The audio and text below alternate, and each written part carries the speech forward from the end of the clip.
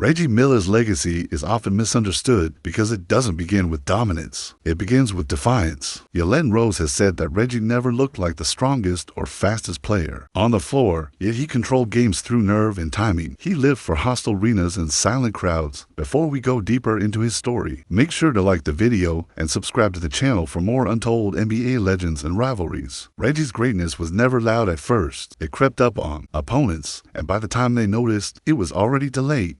Artest remembers guarding Reggie as one of the most mentally exhausting experiences of his career. Reggie never stopped moving, never stopped talking, never stopped believing the next shot would fall. He didn't need the ball to dominate you. His presence alone bent defenses out of shape. Every cut felt like a threat. Every step carried pressure. Jalen. Rose describes Reggie as a master of discomfort. He didn't overpower defenders, he wore them down. Long games turned into psychological battles. Reggie tested patience, discipline, and focus. One lapse was enough. And he always seemed to know when you were tired before you did. Reggie Miller's confidence wasn't arrogance, it was certainty. Artest said Reggie believed shots were already made before they left his hands. That belief traveled through the arena. Teammates felt it. Opponents felt it even more. It made close games tilt in Indiana's favor. Confidence became contagion. The playoffs were where Reggie truly transformed. Jalen Rose recalls how Reggie welcomed pressure instead of avoiding it. Madison Square Garden didn't intimidate him, it energized him. Boos sounded like applause to him. The louder the crowd, the calmer he became. That contradiction defined his legend. Artest said Reggie never played the moment, he played the memory of it. He knew which shots would haunt defenders later. He aimed for emotional damage as much as points. Big threes weren't accidents. They were statements, and he always chose the cruelest timing. Reggie's rivalry with New York became his signature, but it was built on preparation. Jalen Rose emphasized that Reggie studied defenders obsessively. He learned tendencies, angles, and habits. Trash talk wasn't random, it was calculated. Every word was meant to break rhythm. Reggie fought wars with smiles. Physically, Reggie took punishment his entire career. Artest admitted that defenders tried to bully him off screens and into exhaustion. Reggie absorbed hits, fell hard, and got back up without complaint. He didn't retaliate with fists. He retaliated with shots. That restraint made him lethal. Off the court, Reggie carried scars that fans rarely saw. Jalen Rose has spoken about Reggie growing up overshadowed by his sister Cheryl, a basketball legend in her own right. That shadow fueled him. Proving himself wasn't optional, it was necessary. Competition shaped him long before the NBA. Reggie's loyalty to Indiana defined his identity. Artest respected that Reggie never chased easier paths or brighter lights. He stayed where expectations were heavy and help was limited. Winning wasn't guaranteed there. That made every victory earned and every loss personal.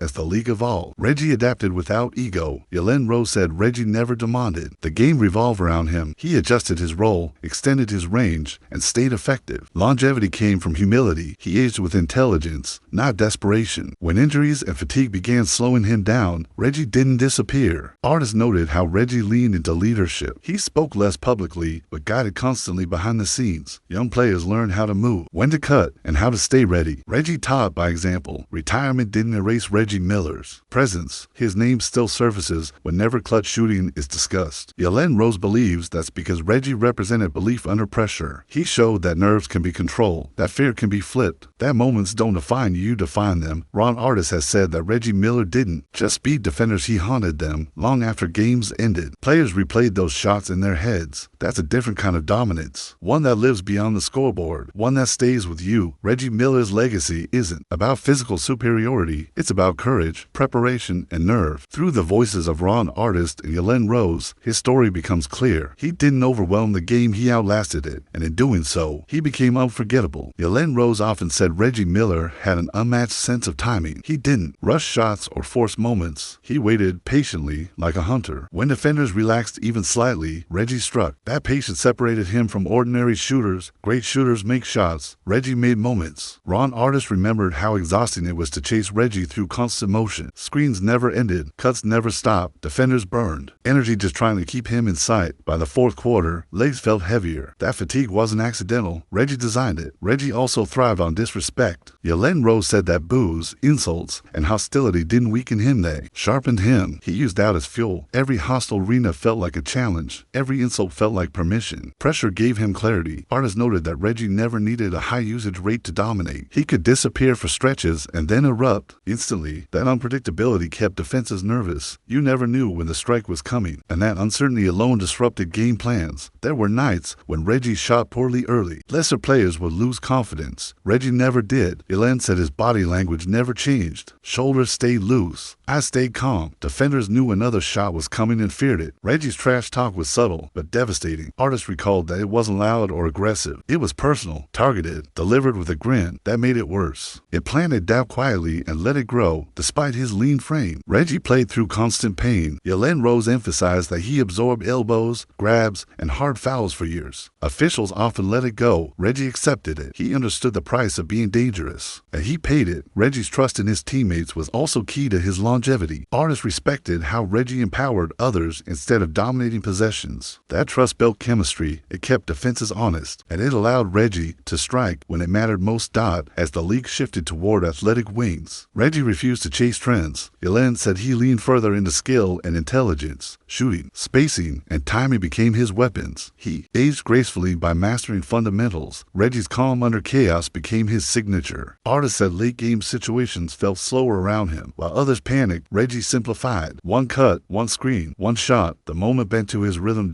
When losses came, Reggie took them hard. Jalen Rose recalled playoff defeats that haunted him for years. He replayed them mentally, not with bitterness but with responsibility. Losing stayed with him. It pushed him forward. Reggie also understood sacrifice. He knew Indiana wasn't built for easy championships. Still, he stayed. Loyalty cost him rings, but it earned him something rare: identity. Reggie Miller was Indiana basketball. Even after retirement, defenders still talk about guarding him. Artest said that fear never fully fades. Once you've been burned at a big moment, the memory stays. Reggie created those memories repeatedly. That's lasting impact. Jalen Rose believes Reggie changed how shooters were valued. He proved that spacing and mental toughness could rival size and strength. The modern NBA owes him respect. His influence echoes in today's game. Reggie Miller's story isn't about overwhelming talent. It's about belief sharpened by pressure. Through Ron Artest's battles and Jalen Rose's reflections, his legacy stands clear. He didn't conquer the league physically. He conquered it psychologically. Jalen Rose often pointed out that Reggie Miller trusted repetition more than emotion. He didn't get high after big shots or low after misses. Every moment felt routine to him. That steadiness made him lethal late in games. Pressure didn't change his mechanics. It sharpened them. Ron Artest said Reggie understood angles better than most guards. He knew exactly how far to drift, when to stop, and where defenders would overcome it. That spatial awareness made his off-ball movement impossible to track. He was always one step ahead, always unseen until it mattered. Reggie also mastered silence. Jalen Rose noted that sometimes Reggie stopped talking entirely. That shift alone rattled defenders. When the noise stopped, something big was coming. Silence became its own warning sign, and it was rarely wrong. Even officials felt Reggie's presence. Artest recalled that referees watched him closely because of how often chaos followed his movements. Screens, collisions, and contact surrounded him constantly, yet Reggie rarely complained. He stayed focused on the next possession. Control was his advantage. As younger stars entered the league, Reggie never chased relevance. Jalen said he stayed grounded in preparation and execution. Fame didn't drive him. Impact did. That mindset kept him dangerous even as the spotlight shifted elsewhere. Reggie's final seasons were defined by wisdom. Artists admired how Reggie knew when to conserve energy and when to explode. He didn't waste movement. Every step had purpose. That efficiency extended his career. When people talk about clutch shooting today, Reggie's name still surfaces. Jalen Rose believes that's because his moments felt earned, not manufactured. They came from patience and belief, not hype, not luck. Reggie Miller's legacy lives in memory more than numbers. Through Ron Artest's battles and Jalen Rose's insight, one truth stands out. He didn't dominate through force. He dominated through nerve, and that made him unforgettable.